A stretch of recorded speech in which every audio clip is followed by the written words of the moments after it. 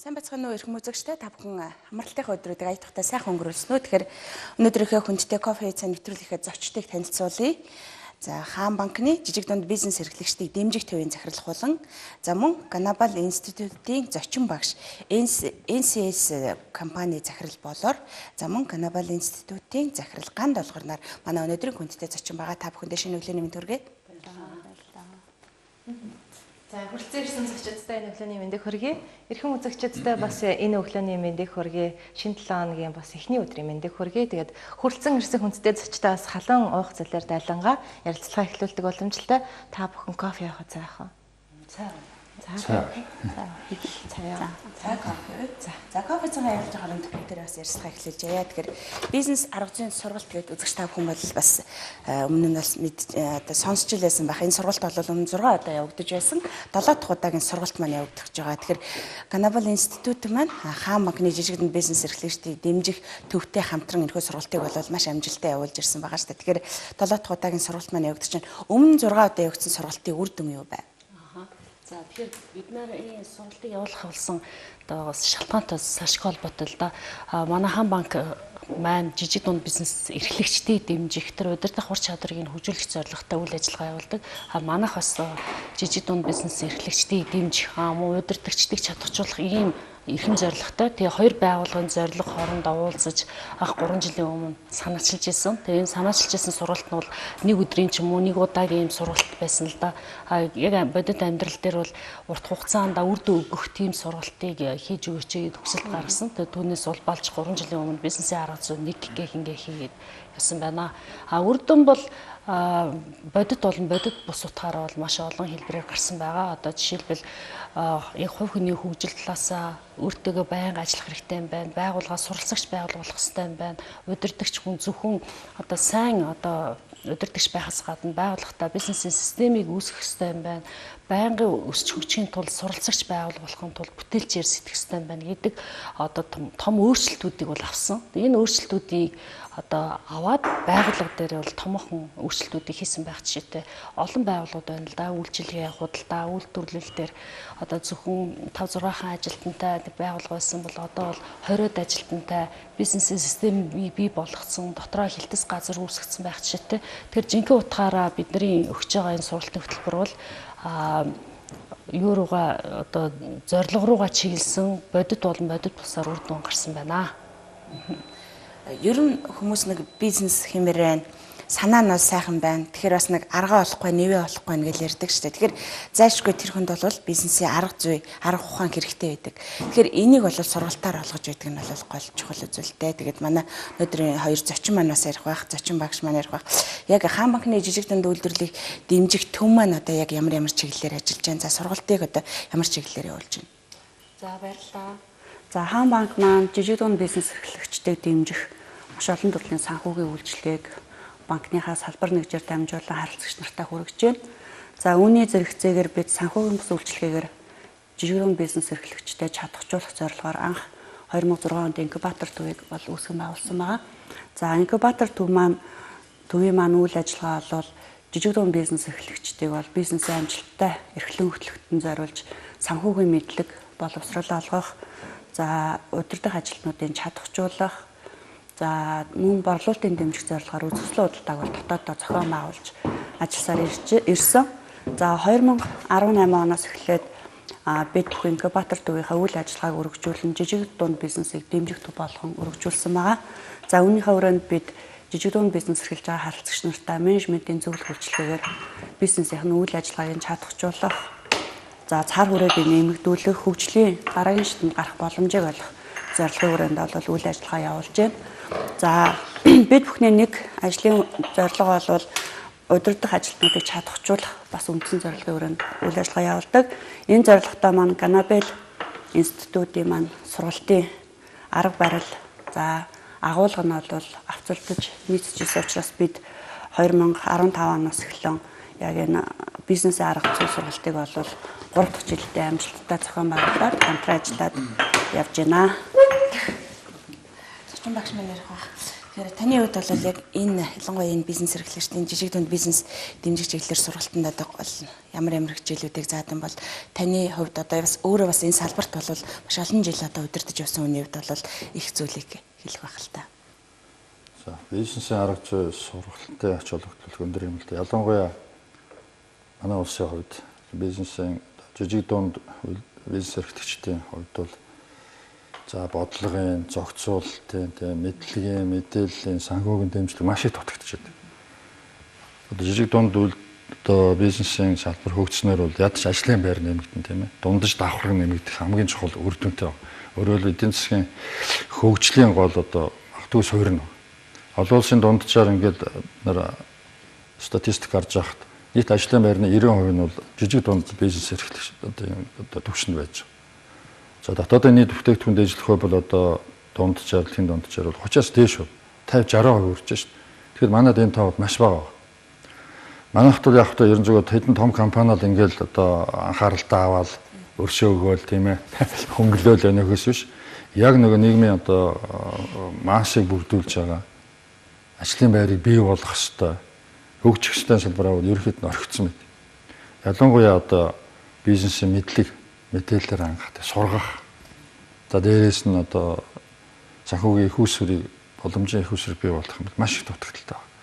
Тэгэхээр энэ тал дээр бол яг бас одоо Ганабал институттэйгээ тийм ээ. За энэ одоо жижиг дунд бизнесийг дэмжиж байгаа энэ хаан банкныхантай ажиллах таатай байд. Яг тэгвэл энэ салбар одоо бизнес хөгжснөөр бол маш том дэвшлээ авчрах хэрэгтэй. За манайд бол үндсэндээ одоогийн байдал гэх юм бол одоо ихэнх 163 мянган аж ахуй нэгж байгаа гэж бүртгэлтэй байна тийм ээ. За энэний бараг одоо 86% тийм нэгээс 9 хүнтэй байж байгаа байхгүй. 3% 50-аас дээш хүнтэй байж. Үнэхээр үндсэндээ нэг нэг ярихт бол манай одоо бизнес салбарын хөгжлүүд их дорой байна. Яг тэгвэл одоо менежмент муу байна. Дээрээс нь засаглал маш муу. Ингэхээр ерөнхий дүр зургаар нь харах юм бол улс орны хөгжил бол ер нь их агцмаатай байгаа шүү дээ. Хөгжлийн орон зүгээр нэг эдийн засгийн өсөлт гэж яриад байдаг тийм ээ. Нэг уржилттай харьцуулбал нэг хэдэн тонн үрс илүү гарснууд хөгжөөд байна шүү. Энэ тийм биш ээ. Яг хөгжил гэдэг нь хүмүүсийн бодит орлого нэмэгдэх хэрэгтэй. Хүн хөгжих хэрэгтэй. Ялангуяа энэ зах зээлийн одоо энэ даяарчлалын асар хурдтай тийм бизнесийн болон технологийн орчин маш хурдтай өөрчлөгдөж шүү дээ. Энийг бид нар дагаж өөрчлөгдөж чадахгүй бол үндсэндээ одоо Монгол улс маань бол одоо ертөнцийн хөгжлөөс хоцорно. Нэлээх хоцорцоо явж байгаа. За энэ дээр гол одоо бид нар хийж чадах юм бол одоо тэр төрийн бодлого дэмжлэгийг одоо хүлээж суухаас илүүтэйгээр аль болох олон тийм бизнес эрхлэгчдийг тийм ээ мэдлэг зүйлийг чадваржуулах энэ ажлыг л одоо маш өргөн талайцтай юм байна. Тэгэхээр энэ дээр бол бас Ганабал институт маш санаачлагтай ажиллаж байгаа. За банкнууд ч хаан банк бол харилцагчтай бас бизнесийн ур чадварыг хөгжүүлэх дээр их анхаарч байгаа.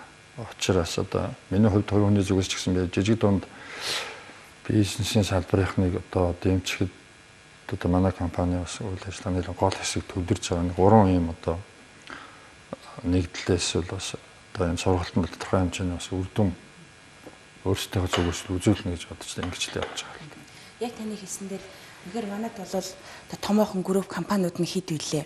Тэгээд тэднэрийг л одоо нөгөө бөөцөлөө төр засгаас татвараар өршөөж гин зээл одоо гаргаж гин гэж олон асуудлууд байна. Яг тэр нөгөө жинхэнэ маст хурж ажилдаг тэр жижиг дунд бизнесийн одоо эрхлэгчтэй бол үнэхээр орхигдуулсан. Энэ маань одоо би ийм үйлдвэрлэж байна гэж нэг гарч ирдэг тийшээ задарч өгдөг. Дээрээс нь өргөжөж өгдөг ийм асуудлууд байдаг. Тэгэхээр дээрээс нь хамгийн гол асуудал бол бизнесийн арга ухаанд дутагддаг. Маркетинг муу байна, менежмент муу байна. Энэ талаар бол бас санаа нь байгаа боловч үйлдвэрлэгч гээд гой санаанууд үндэсний бид нар үйлдвэрлэгч яач гэдэг юм уу? Сүү цагаан эдэнийг гэдэг чинь үндэсний гутлаа утасны гэлдэг чинь. Тэгэхээр энэ дээр бол зайшгүй таны яг болор захирлын хэлдэг зүйл надад яг их дэмжмээр санагдлаа таны ярьсан дээр. Тэгэхээр ер нь цаашаад манайх одоо энэ жижиг дунд бизнесээр салбараа хөгжүүлэхийн тулд яах ёстой юм? За мэдээж мэдлэг мэдээлэл хэрэгтэй байх, төр засгаас яах ёстой таны бодол. Гэхдээ энэ жил одоо тэр жижиг дунд бизнесийн одоо хүчин төгөлдөр үйлчилж байгаа одоо дэмжих хууль байна шүү дээ. Хуулийн шинжилсэн хариулга уг нэлээд идэвхтэй явж ирсэн нөгөөх нь тэгэл энэ хурлаар батлагдсангүй л дээ. Наад зах нь одоо эрх зүйн талаас нь дэмжих талаас нь за энэ одоо салбарын бизнесийг одоо чиглүүлж удирдах Тийм бүтц хэрэгтэй л байгаа юм л. Одоо нэг юу гэдгийг үндсэндээ бол удирдлахгүй явж байгаа байхгүй. За жижиг дунд бизнес хөгжүүл сан гэдэг тэр хөнгөн хүнстэй аж ахуйн яамд байж байгаа тийм хөдөлгөөн эрхлэлтийн сан гэдэг нөгөө талд нь одоо олон нийгэм халамжийн яамд байгаад байдаг. Тэгэхээр наад зах нь одоо улсын бодлого гарах хэвэл маш сайн бодлоготой зохицуултгүй бол явахгүй шүү дээ. Маш олон хүнийг одоо юу гэдэг энэ жижиг дунд бизнесийн орчны цааталт бол үндсэндээ бараг сая шахуу хүн байж байгаа. Тэгэхээр нөгөө топ 100 гэж байгаа 100 компани арталтууд 76,000 хүн л байж шүү дээ. Тэр мэдээж хэрэг топ компаниуд бол дэмжлэг одоо тусалцаа ихтэй тийм ээ анхаарал халамж их тавигддаг.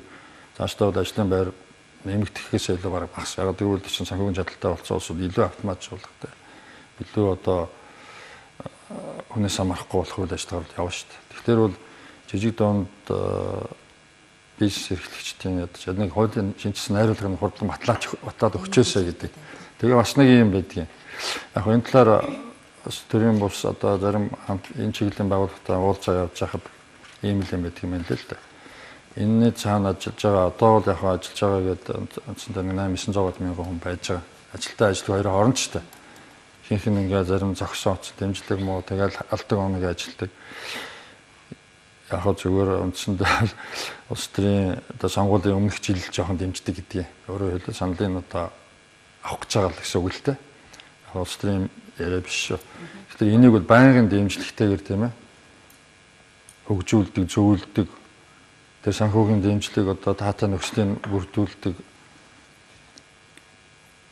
ийм сайн бодлого зохицуулалтын чиглүүлэлтийг нэг сайн хийж өгөхгүй бол хөгжихгүй л хэцүү. Яг л энэ чинь цааталт бол үндсэндээ одоо зориулсан тийм мэдээлэл өгөх, зөвлөх тийм маш том бүтц байх хэрэгтэй л тийм ээ. Дэмжлэг хэрэгтэй л байхгүй.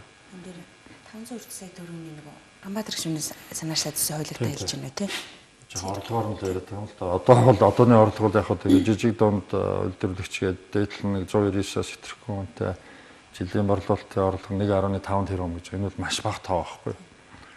Тэгээ ерөн зүгээр одоо 2001 оноос эхлээд Монголд одоо идэвхтэй үйл ажиллагаа явуулж байгаа юу шүү дээ. Одоо Европын цэргийн бас хөгжлийн банк EBRD-ийн тийм EBRD-ийн одоо жижиг дундын тодорхойлолтоор болохоор ч яаж байгаа шүү дээ. 250-аас дээшгүй үнэтэй жилийн борлуулалтын орлого нь 150 тэрбумаас хэтрэхгүй ийм одоо аж ахуйн нэгжийг жижиг дунд гинэ гэдэг. Тэгэхээр 1.5 150 тэрбумын бодлоо 100 дахин зөрүүтэй байгаа. Эндээс бас бодох хэрэгтэй. Бидний бүтээмж ямар байгаа юу лээ тийм ээ. Тэгэхээр бол энэ дээр бол одоо энэ чиглэлийг хөгжүүлэхгүй бол улс орны маань ерөн зүгээр энэ ажилгүйдлийн ядуурлын төвшин бол багасахгүй л дээ. Тийм болохоор энэ маш одоо засгийн зүгээс бол энэ нэг бодлогоор нь зохицуултаар нь эрх зүйн орчноор нь тэднээс дэмжиж өгөх хэрэгтэй харагдаад байна. Хамгийн эхлээд. За бас яг эдгээр энэ жижиг дунд бизнес эрхлэгчдэд бас яг хэрэгтэй сургалтыг болол хэдийн эхлүүлсэн байна. Тэгээд сургалтанд маань бас сургалт маань бас хизэнээс эхлэв хэдий хэр хугацаанд бас үргэлжлэх юм болоо. Тэгээд энэ сургалтанд бас яг ямар байгууллагууд ямар аж ахуйн нэгжүүдээс хамрагдах боломжтой юм болоо. За арай эхлэг байгаа. 2018 оны 10 сарын 20-нд бол эхэлнэ. Тэрнээс өмнө бид нар бүртгэлийн ажиллаа хийгдэж байгаа. Тэгээд ямар хүмүүс хамрагдах вэ гэхээр жижиг дунд бизнес эрхлэгчид яг удирдагчид өөрснөө оролцдог. Дээрээс нь одоо дунд шатны компани яг тийм дунд шатны удирдлагууд хамтдаа оролцдог байхгүй юу? Одоо CEO ганцаар оролцохоос гадна өөрийнхөө хэлцэн одоо менежерүүд аваад хамтдаа баг болж ордог л да. Яагаад ордог гэхээр ганцаараа одоо мэдэж авангуудаа яг өөрчлөлтийг хийх гэхээр ганцаардаа дутагдаад байдаг байхгүй ганцаардаа байдаг. Тийм болохоор өөрийнхөө багийн удирдах түвшний багийн хүмүүсээ авч ордгоор их давуу талтай. Томоохон компаниас газар хэлцээний захирлууд оролцдог. Тэгээ ер нь бол нөгөө энэ сургалтанд 40 гаруй хүмүүс оролцсон гэсэн үг. Тэгээд зөвхөн одоо тал талаас суралцж байгаагийн нэг давуу тал нь бол бас хайрцанс гардаг л та яа тэгэхээр баг хамт олондоо захиалга хэлбэрээр сургалт авдаг. Олон нийт тандсан одоо бизнесийн арга зүй гэдэг сургалтын нэг давуу тал нь өөр компани удирдлагууд нэг дор ингээд суугаад ирэхээр би энэсээ суралцдаг байхгүй. Жишээлбэл миний арга ухаан бас тийм сайн биш юм байна. Миний бүтээл сэтгэлгээ сайн байна. Би бизнестэй шинэ одоо инновацийг нэвтрүүлэх ажлыг бас илүү сайн хийж байгаа юм байна гэдэг юм харьцуулалт хийх өөртөөгөө илүү таньж мэдэх өөрийнхөө яг удирдах арга барилыг одоо харьцуулах тэр боломжийг энэ өөр байгууллагын удирдах ажилтнууд сууснараа давуу тал болтыг. Тэгээ энэ сургалт маань ингэ 6-7 хоног үргэлжилнэ.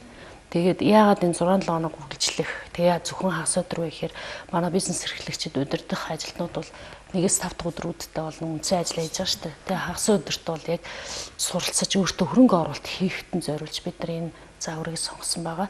Тэгээд эхний одоо өдөрт нь хувийн хөгжлийн сургалтаа хийгээд хувийн хөгжлийнх байна. Яа тэгэхээр CEO хүн удирдах түвшний хүн бол яг өөртөө ажиллах хэрэгтэй байхгүй юу? Өөрөө мундаг байж, өөрөө манлайлагч байж, бусдад хүлээн зөвшөөрөгдөн. Тийм учраас эхний 7 хоногийн эхний хагас өдрийн сургалтанд тийшээ чиглэнэ. Дараагийн хагас өдрийн сургалтанд явах хүртлээр даал өргөчтэй. За та өөртөө ийм ажил хийгээрэй, өөртөө ийм судалгаа хийгээрэй, тэ байгууллага дээр ийм судалгаанууд хийчихэд ирээрэй гэдэг ингээд даал өргөсний дараагаар дараагийн хагас өдөрт нь одоо бизнес загвар буюу бизнесийн загвараа яаж шинжилт хийх вэ, яаж инновац нэвтрүүлэх вэ гэсэн ийм сургалт байна. Дараагийн 3 дахь 7 хоногт нь юу ах вэ гэхээр манлайлал байна.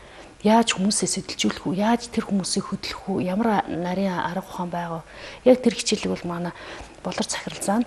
За 4 дахь 7 хоногт нь юу заах вэ гэхээр хилцээр хийх урлаг. Одоо бизнесийн байгууллагт бол хилцэл хийх нарийн чадварт бас суралцах хэрэг гардаг. Тэр хилцээрийн тэр тактикуудыг мэддэг, тэр зэвсгүүдийг ашиглаж, байгууллага төлөөлж, одоо улс орноо төлөөлсөн гэрээ хэлцлийг амжилттай хийхэд нь тусалдаг ийм арга ухааныг заах юм. За 5 дахь 7 хоногт нь юу заах вэ гэхээр одоо бизнесийн байгууллагуудад бид нар ингээд суралт хийж байхад нэг том дутагддаг одоо чадвар soft skill гэж ярьдаг. Тэр юу гэхээр бүтээл сэтгэлгээ. Ингээд өөрөө ерөөсөө сэтгэж чадахгүй хүмүүсийн харсныг copy paste системээр яваад идэг.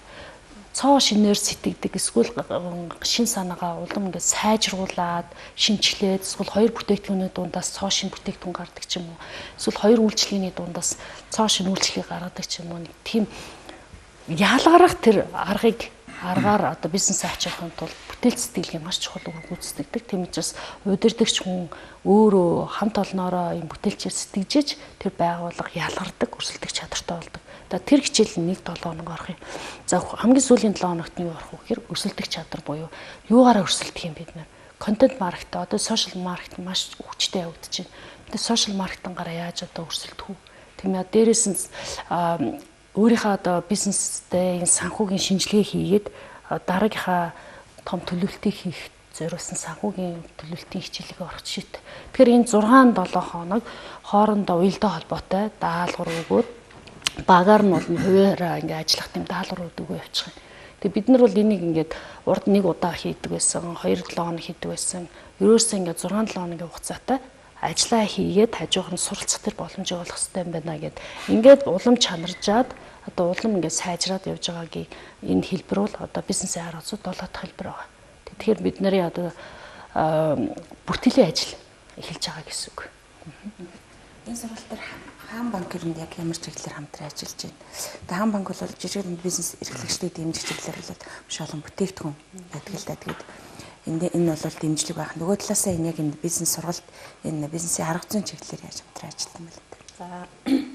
За бизнесийн арга зүй сургалтанд бол хаан банкны зүгээс бол харилцагч нартаа одоо хаан банкны харилцагч авах юм бол 60% хөнгөлөлтөд хамрагдах боломжийг олгож байгаа. Дээрээс нь мөн сургалт зохион байгуулах одоо анги танхимаар бол бас хамтран ажиллаж байгаа. За хаан банкны хувьд бол зөвхөн сургалт гэхээсээ илүүтэйгээр мөн бас одоо та бүхэн сайн мэдж байгаа санхүүгийн олон төрлийн үйлчлэгийг бол харилцагч нартай хүргэж яадаг. За ер нь хаан банк нь өөрөө жижиг дунд бизнесийг дэмжих чиглэлд нэлээд их ач холбогдол өгж ажилладаг. За энэ хүрээнд бас 2018 онд хаан бизнес үйлчлэгийг шинээр нэвтрүүлж гаргасан. За энэ үйлчлэгээнд бол бид бүхэн одоо тусгай нэгжүүдээр харилцагч нартай үйлчлэх мэрэгсэн харилцааны менежерүүдээр бизнест нь хэрэгтэй зөвлөгөө өгөх зэрэгээр бол олон үйлчлэгийг нэвтрүүлж байгаа. Мөн одоо хөдөө орон нутагт байрлах одоо жижиг дунд бизнес эрхлэгчтэй бас дэмжих зорилгын хүрээнд бид бүхэн нөгөө нутгийн брэнд гэдэг хөтөлбөрийг хэрэгжүүлж эхэлж байгаа. За эндээс бол 17 аймгийн 22 аж ахуй нэгж байгууллага одоо хотод ирж бид бүхэн 2 өдрийн хөтөлбөрөөр ингээд сургалтын үйл ажиллагаа зохион байгуулж бие биенээсээ туршлага судлах боломжийг олгох чиглэлд бас хөтөлбөр хэрэгжүүлээд өнөөдөр тэр манаас эхлэхээр төлөвлөгдсөн явж байгаа. Тэгээ ер нь хаан банк нь жижиг дунд бизнес эрхлэгчтэй ер нь бол тасралтгүй байнга одоо дэмжих, олон төрлийн шинжилгээ үйлчилгээнүүдийг хүргэх, за чадахжуулах ажилд бол цаашид бол маш идэвхтэй ажиллахаар байгаа. За мөн жижиг дунд бизнесийг дэмжих төвөө бол бид бүхэн 2019 оны сүүлээр бол Сөүл хаан банкны Сөүл оффист бол нөхөр төлөвлөлөд бас ажиллаж байна. Тэгэхээр Тумаа нэгтгэхээр харилцагч нар маань бол нээлттэй манай төр үйлчлүүлж өөрийнхөө бизнес тэрэгтэй зөвлөгөө дэ сургалт шаардлагатай бүх хэрэгслийг бол авч хэрэглэг ашиглах боломжтой болж байгаа. Болор цагтлаас нэг асуу. Манай яг Монголын зах зээл бол их жижиг зах зээл. Яг энэ нь тохирсон бүтээгдэхүүн гаргаж иж бол тэр бизнес илүү амжилттай явна гэдэг. Яг энэ зах зээлийн судалгаа ер нь яаж явд юм болоо. Тэгээ дээрэс нь манайх одоо нөгөө ямар ч судалгаагүй одоо бараа бүтээгдэхүүн гаргаад одоо тэр нь бол цаашаа явдаг нэг бас нэг ийм шалтгаан болоод байна гэж ярьдаг шин. Энэ дээр бол яг дотоодын зах зээл жижиг юм үнэн. Гэхдээ энэ дээр одоо мэдээж бизнес эхлэхдээ бол харахгүй хэлж болохгүй шүү дээ, тийм ээ. Бизнесээ санаа орж ирнэ. Тэрний цаана бол бас одоо хийх гэж байгаа бизнес хэр зэрэг амжилтанд хүрэх үү гэсэн судалгаа байх шүү дээ, тийм. Судалгаа байх шүү дээ, зорилгоо тодорхойлох шүү дээ, төлөвлөлтөө хийх шүү дээ. Хөрөнгө одоо оруулалтаа шийдэх шүү дээ, тийм. Банкар юм уу эсвэл одоо хөрөнгө оруулагчаас одоо төслөө танилцуулаад авах юм. Дараа нь тэгээ санхүүгийн удирдлага олон чадвар хэрэгтэй. Тэгэхээр энэ дээр ерөн зүгээр цаашдаа бол болж өгвөл одоо хамтраад ажиллах хэрэгтэй л да. Түрүүнд яригдлаа шүү дээ, тийм. Нэг нь бизнесийн дуурайгал хийж тий. Сайжруулсан юм яг адилхан хийж байгаа байхгүй. Тэрний хооронд уг нэгдэд хийв зүгээр. Одоо ер нь одоо тийм дангаараа биш тийм багаараа ажиллах систем рүү бизнес чинь орцсон шүү дээ, тийм ээ. Тэгээ болж өгвөл одоо ижил төрлийн бизнес хийдэг улсууд чадах юмараа нэгдээд за нэг аймс одоо үйлдвэрлэдэг байх тийм ээ. Нэг нь зөв технологи хариуцдаг, нэг нь одоо нийлүүлэлтээ хариуцдаг, нэг нь одоо тэрний борлуулалтыг хариуцдаг. Тэгэхгүйгээр нэг хүн бүх юмыг хийх гэж оролддог баг. Нэг хүн бүх юмыг хийх гэж оролдно гэдэг бол үнэхээр боломжгүй л. Бизнесийн одоо том байгууллагууд хувьд ч гэсэн ялгаа байхгүй. Тэгэхээр одоо бүр том одоо дэлхийн хэмжээний корпорациуд, үндэстэнд амнсан корпорациуд хүртэл яг л өөрийнхөө үндсэн хийж чадах гол юм л яаж бүтээгдэхүүн үйлчлэгэнд төвлөрч байна л.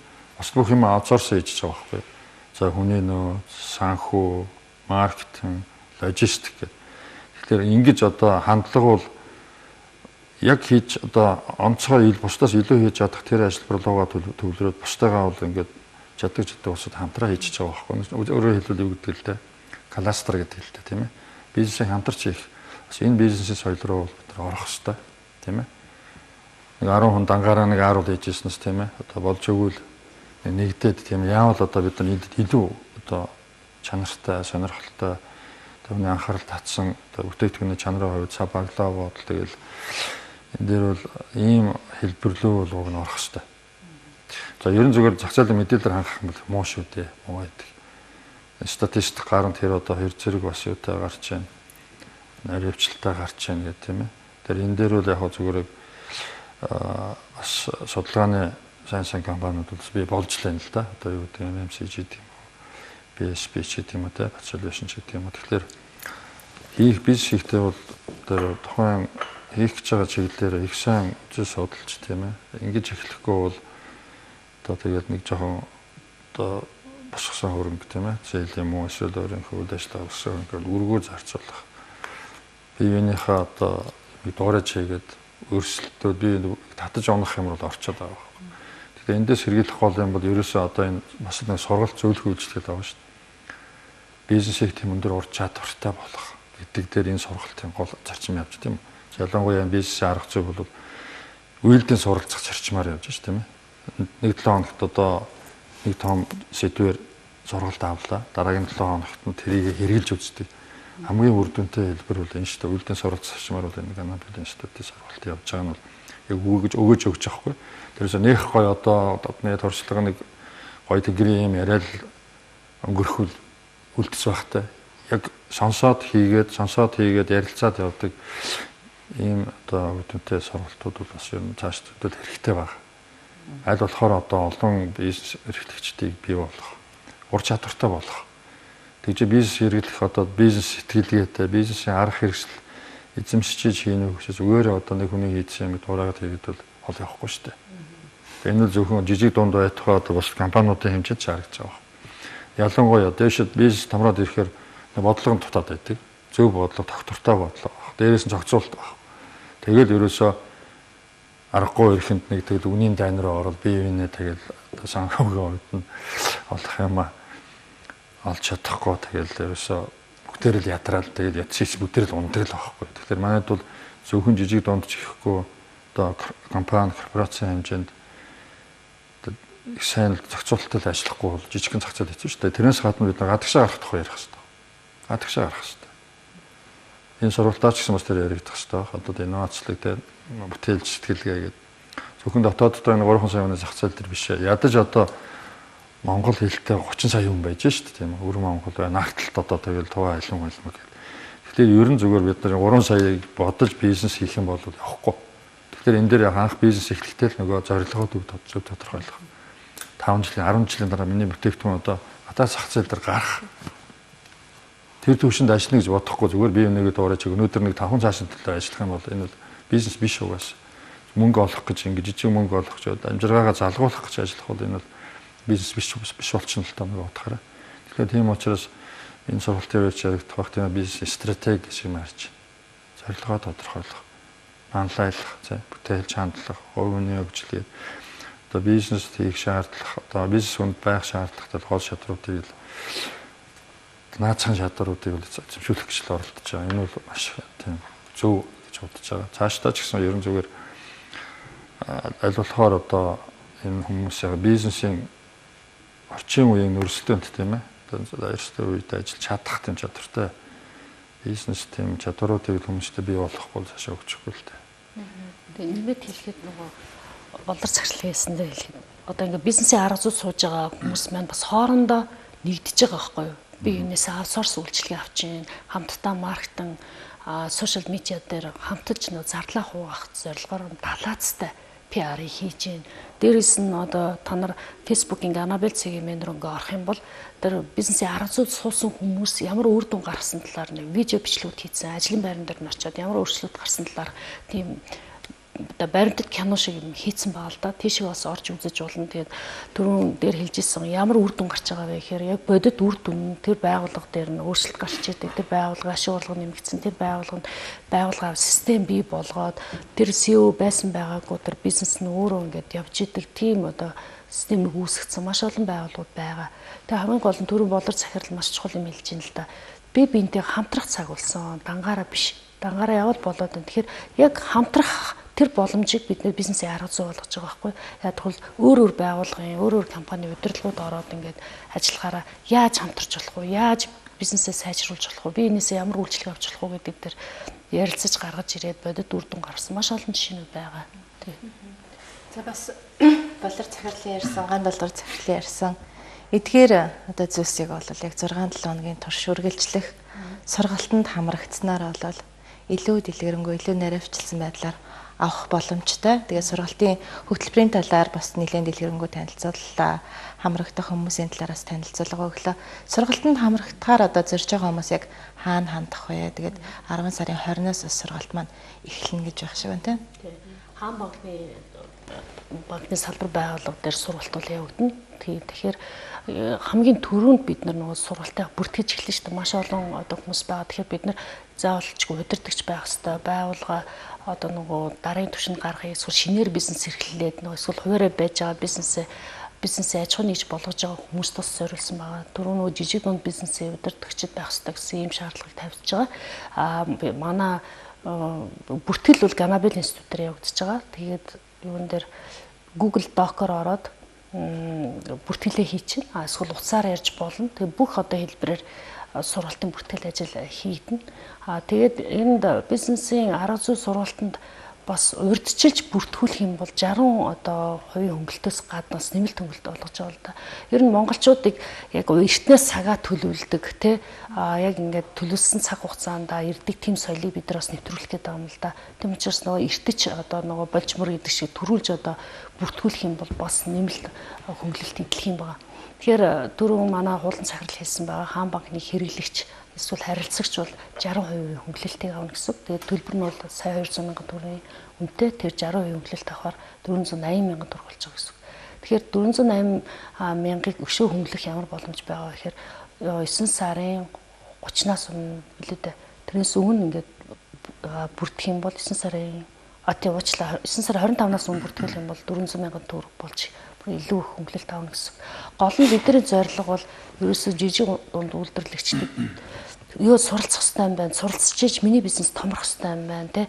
Ганцаараа биш багаараа хамт олноороо суралцах хэрэгтэй юм байна. Суралцахтаа системтэйгээр яг ямар одоо шаардлага хэрэгцээ байна. Тэрийг олж харж тэр асуудлаа шийдэл болгоод яг үйлдэлэн суралцах тийм одоо татлыг өгөх зорилготойгоор бидний сургалтыг хийгээд байгаа л да. Хэрэв одоо хаан банк байхгүйсэн бол нэлээд өндөр төлбөртэйгээр суралцах юм боломж гарна. Гэтэл хаан банкны жижиг дунд бизнес эрхлэгчдийн төвтэй хамтарснараа тэднэрт бол давуу эрх олгогдож байгаа гэсэн үг байхгүй юу? Сургалтанд бас багш нарын тухайд бас сонирхож байгаа хаа. Яг энэ салбартаа бас ажилласан туршлагатай хүний хувьд бол болор захирлал бас сургалт явуулна гэж байна. Өөр бас багш нарын тухайд бас хэлцүүлж. За манай Ганабел институтийн үндсэн багш нар хичээл заана. Хаан банкны манай хулгам захирал өөрөө хичээл заах юм. Дээрээс манай зочин багш буюу тухайн чиглэлээр мэргэсэн одоо мундаг багш нарыг урьж оролцуулж тухайн альсын энэ хөтөлбөрт оролцуулж байгаа түүний нэг нь бол манай болор захирал бол одоо олон жил CEO хийсэн. Ер нь бол мэргэжлийн CEO шүү дээ. Тэгэхээр яг хүнийг яаж удирдах вэ? Яаж манлайлт энэ тэр олон хүмүүсийг нэг чиглэл рүү яаж хөтэлтий? Тэр одоо амьдралын туршлагаас хуваалцаж яахыг контент маркетинг гэмүүд яг тэр чиглэлээр мэргэсэн гэрэл тод гэдээ багш заана. Бизнесийн заагур стратеги төлөвлөгөөр мэргэсэн манай Ганабел институтын амарснаа багш заах жишээтэй. За хүний нөөцийн бодлого, хүүхний хөгжилтлийн хичээлийг бол би өөрөө заах жишээтэй. Тэгэхээр яг тэр чиглэлээр мэргэсэн багш нар одоо манай энэ бизнесийн арга зүйн дээр орох юм байна.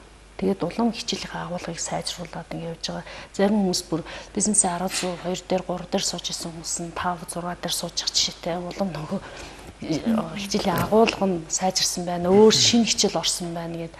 Ер нь бол энэ бизнесийн арга зүй бас тодорхой хэмжээнд брэнд болчихсон хүмүүст бас хүлээлт үүсгэсэн ийм хөтөлбөр байгаа. Бидний ярилцах хугацаа өндөрлөг тийш хандж байна. За нэвтрүүлэхэд төгсгөл 5 хүндээс нээлттэй үлдээ гэж бодож байна. Бизнесийн арга зүй 7 сургалт тухгүй эхлэнэ. Тэгээд энэ сургалтыг сонирхож байгаа хэм бүхэн нээлттэй байгаа. Гэхдээ мэдээж та нэг хязгаартай байгаа. Тэгээд нэвтрүүлэхэд төгсгөл бас энэ сургалтыг сонирхож байгаа хүмүүс тандаад хэлэхгүй. За хэрв та бизнесээ дараагийн шатнд гаргая гэвэл мөн байгууллагатай бизнесийн системийг үүсгэх гэвэл энэ бизнесийн арга зүй яг тохирно. Яа гэх юм бол танд хэрэгцээтэй тэр мэдлэг мэдээллийг бид нар судалгаан дээр амьдрал дээр үндэслэж гаргаж ирсэн байгаа. Тэгэхээр бизнесийн арга зүй 7 дээр уулзцгаая. Жил. За ер нь зүгээр эцээчд ямар ч үйл ажил бизнес ч одоо бусад үйл ажиллагаанд мэдлэг хэрэгтэй шүү дээ. Мэдлэг боловсрол туршлага гэж нэг хатар юу бий? Даалал бий, тийм ээ? Хэлдэг шүү дээ. Мэдлэгтэй бол хүчтэй гэдэг тийм ээ. Туршлагатай бол хаан гэдэг ийм өгч байдаг шүү. Тэгэхээр бол одоо яг ингээд зөв онол биш тийм онол практик хоёрыг хослуулсан энэ үйлдэн суралцах хэлбэрээр явж байгаа энэ сургалтанд оролцсноор бол мэдээж хэрэг өрнчийн хувьд бол байдал тийм ээ бизнесийг одоо авч явах чадвар сэтгэлийн арга хэрэгслийн хувьд бол их л өөр болно гэж бодож байгаа. Тэгээ ерөн зүгээр бас нэг нийтлэг одоо улсын хэмжээнд юу байдгийг олон жил бизнест явлаа. Одоо сургалтын дээр л одоо төлбөр төлөхөөс их яагаад гэдэг тийм ээ. Цогтаад байдаг тийм аль болохоор одоо сургалтыг хямдхан авах өнгөө авах гэдэг. Энээс бол том компаниуд гэдэг. Ерөөсөө л одоо хямралын үед ч бусд үед ч одоо зардал хэмнэх юм дээр хүнтэй холбоотой зардал хэмждэг. Эцээс хүн хөгжиж тийм ээ ажилт нь хөгжиж чадвартай болж иж бизнес нь урагшаа зорилготой хүртэл зөв явна гэхээс биш. Тэрийг одоо хамгийн түрүүнд тийм ээ хамгийн их одоо бизнесийн боломжийг одоо бүтэнчийг бий болгодог тэр зардлаа ингээд таньчаад тэгээд одоо мундаг ажиллана гэдэг ийм буруу юм яваад байгаа. Энэ бол буруу зарчим л та. Тийм учраас энэ мэдлэг өгөх чинь гэдэг чинь зүгээр одоо зааж байгаа хүмүүсийн хувьд ч гэсэн асар их юм үзэл судалж бүгэн амьдралын туршил бүх ноу хавал ярьж байгаа шүү дээ. Энийг зүгээр нэг өнгөө авчна гэдэг бол бас одоо тэрүүл зах зээлийн ямар ч ойлголтгүй юм л дээ. Тийм юмыг дайлуулахаар үн цэнэгүй болгочээд үнгүй юм үнгүй л байдаг үстэй. Тийм учраас ерөн зүгээр эвлийн одоо хаан банкнд бас ирэлж чанд 90% өнгөлт үзүүлж байгаа. Бос хүмүүсийн хувьд гэсэн энэ чинь энэ төлбөрийн цааталт өөрийн чинь орлого олох боломж хэдэн 100 мянга сая дахин өснө гэдгийг бодож орох хэрэгтэй. Тийм ч одоо хүлээлттэй орох хэрэгтэй тийм ээ. Тийм шаардлагач тавих хэрэгтэй байхгүй. Тэгэхээр энэ дээр бол бас ингээд одоо олон хүмүүс одоо бас одоо хамрагтаасаа тийм ээ. Гэхдээ бас нэг заавал юм багтаамж тийм байгаад байх л та. Тэгэхээр ерөн зүгээр ингээд мэдлэг чадвар одоо хандлага туршлагаа сайжруулахад бол бас бүгдээрээ л ер нь цаашдаа анхаарахгүй бол бизнес хийх одоо тэр нөхцөл орчин шаардлага шиг улам нарийсаад хүндрээд байгаа. Тэгээд тэрийг бол хуучны байдлаар хуучин сэтгэлгээгээр хуучин арга хэрэгслэр бол одоо давж гарч чадахгүй шүү. Тийм учраас байнга одоо хөгжүүлэх чиглэлээр одоо цаашдаа бол ерөн зүгээр энэ сургуульч бус сургуультанд бол байнга чадваржиж явахгүй бол бид одоо хүмүүсийн хүн төрөлхтнээ тэгээд хэл хойнол одоо хавьлал байна шүү гэж хэлэх гээд байна. За тэгээд бидний бас ярилцсан хугацаа өндөрлөж байна. Тэгэхээр бизнесийн арга зүй хэмээх 7 энэ сургалтанд болоолаас үзэгч та бүхнийг урьж байна. Тэгэхээр энэ сургалтанд суухан тулд бас тодорхой шалгуур хэрэгтэй. Тэгээд тодорхой мэдээллийг бас дэлгэцэн дээр гарч байгаа утаснаас аваарай. Мэдээж түрүүн бодлор захирал хэллээ. Одоо хүнийг хөгжүүлж яж тухайн бизнес, тухайн байгууллагын үйл ажиллагаа илүү сайжирна, илүү сайн явна гэж байна. Тэгэхээр үзэгч та бүхэн ч гэсэн бас энэ сургалтын талаар бас тодорхой мэдээллийг бас авч болно. Тэгээд манай өнөөдрийн зочноор хаан банкны жижиг дунд бизнесийг эрхлэгчдийг дэмжих төвийн захирал болон за мөн Ganabal Институтийн зочин багш NCS компани захирал болор захирал за мөн Ganabal Институтийн захирал ганд олгорноор зочин байлаа. Тэгээд бидний урилгыг хүлээн авчирч бас үзэгчтэй хэрэгтэй энэ мэдээлэл өгсөн та бүхэнд баярлалаа. Та бүхний ажил амжилт хүсье. Баярлалаа. Баярлалаа. Эрхэм үзэгчдтэй бас баярлалаа. Даваа гарагийн кофе цай нэвтрүүлгийн маань эхний дугаар энэ түрээд өндөрлөж байна. Тон утгагүй студидтэй бид шинэ зочинтой эргэн уулзгаална. Баяртай үзэгчтэй.